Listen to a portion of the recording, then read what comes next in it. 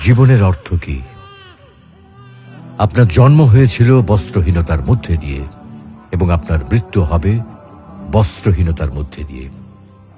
আপনি পৃথিবীতে এসেছিলেন অত্যন্ত দুর্বল হয়ে।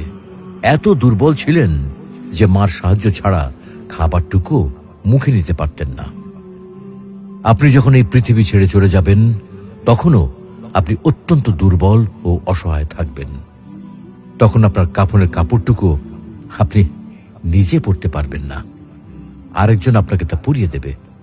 যখন আপনি এই পৃথিবীতে এসেছিলেন তখন আপনার অর্থ সম্পদ কিছুই ছিল না।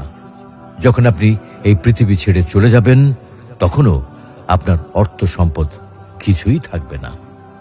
আপনাকে প্রথম গোসল যেমন অন্য কেউ দিয়েছিল, তেমনি আপনার শেষ গোসলও অন্য কেউ দেবে। আপনি যেমন পৃথিবীতে একা এসেছিলেন, ঠিক তেমনি ভাবে আপনাকে পৃথিবী থেকে একাই চলে যেতে হবে।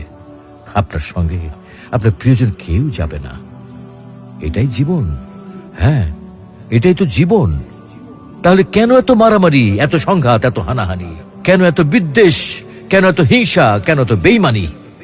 তাই সকলের প্রতি দয়াশীল হন, সকলকে আপন করে নিন এই ক্ষণিকের যাত্রায়।